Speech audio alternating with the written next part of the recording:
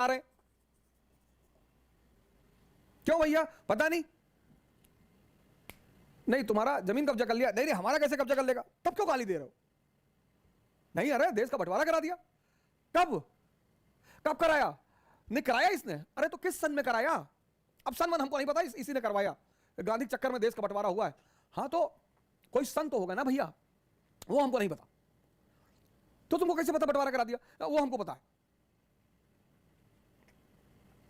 अंबेडकर से नफरत कर रहे हैं, आप पूजा कर रहे हो अननेसेसरी, वो अच्छा है, वो अच्छा, उसको मैं बुरा नहीं मानता।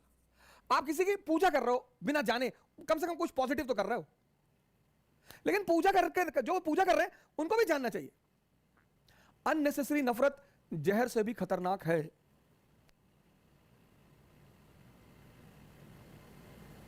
ये मेरा स्टेटमेंट कहीं डायरी में लिख लीजिएगा। अननेसेसरी नफरत जहर से भी खतरनाक है, जहर से भी। मोदी से नफरत कर रहे हैं, क्यों भाई? अरे मुसलमानों के पीछे पड़ा हुआ है। कैसे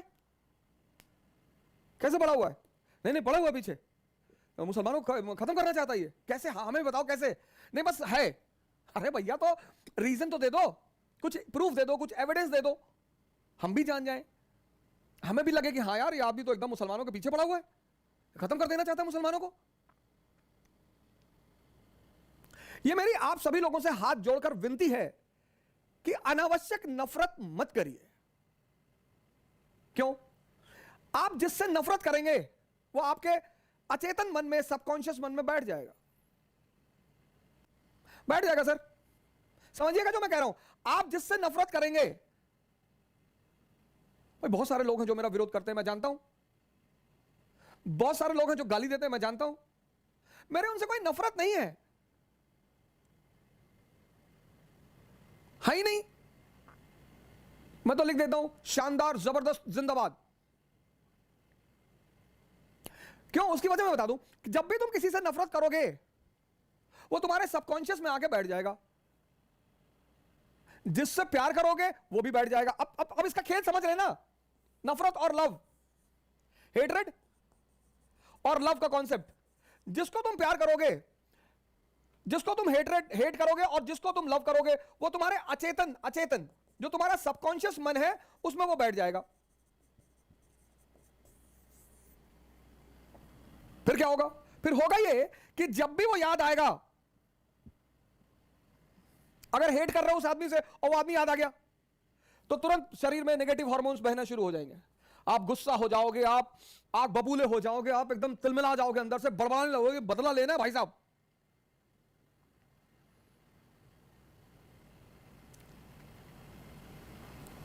कृष्ण को देखो, कंस से नफरत नहीं है, मार डाला कंस को। वो फार्मूला मुझे बड़ा अच्छा लगता है, मार डाला। लेकिन आप अगर सीन देखो तो अंतिम तक हंसते रहे। क्या हाँ मामा जी? इसीलिए हम उन्हें भगवान कहते हैं।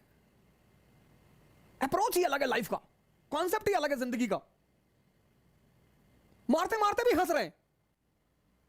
शिशुपाल गाली दे रहा, गुस्से में है। युधिष्ठिर क्रोध में आ गए हैं, रोकते हैं वो युधिष्ठिर को, अर्जुन को। अरे मुस्कुराते हैं शिशुपाल को देख के। अरे यार गाली दे रहे हो यार। फिर जब वो 90 क्रॉस कर जाता है तो टोकते भी हैं कि भाई तेरी मां को वादा किया है हमने कि 100 क्रॉस हो जाएगा तो लगा देंगे। और देता है, कहता है ये सब बातें किसी और को धमकी देना, मैं जानता हूं तेरी औकात। और 100 खत्म हुआ, पिस्टल निकली, उड़ा दिया। जीसस क्राइस्ट कहते हैं लव इज गॉड। क्या स्टेटमेंट है! जीसस क्राइस्ट कहते हैं लव इज गॉड। मैं बहुत दिन तक यह बात समझ नहीं पाया। लव इज गॉड, प्रेम भगवान है। कैसे? तो जिसको आप प्रेम करते हो, जब आप उसको याद करते हो तो पॉजिटिव हार्मोन्स बहना शुरू हो जाते हैं। तो आप जो काम कर रहे हो और उस आदमी की याद आ गई, तो आपके जीवन में सिर्फ ऐसे लोग हैं जो, आपके जीवन में कोई हेट्रेड वाला है ही नहीं। एक है कि आपने दुश्मन को देखा, आप अपसेट हो गए, तो once in a blue moon आप अपसेट हो गए। एक है बार बार याद आ रही है, आप 24 घंटे में 24 बार अपसेट हो रहे हो। तो वो 24 घंटे में जो 24 बार अपसेट हो रहे हो वो आपका नुकसान कर रहा है सर। इसीलिए कहते हैं कि अगर किसी कौम को खराब करना हो, किसी जाति को खत्म करना हो, बर्बाद करना हो, उसको नफरत सिखा दो।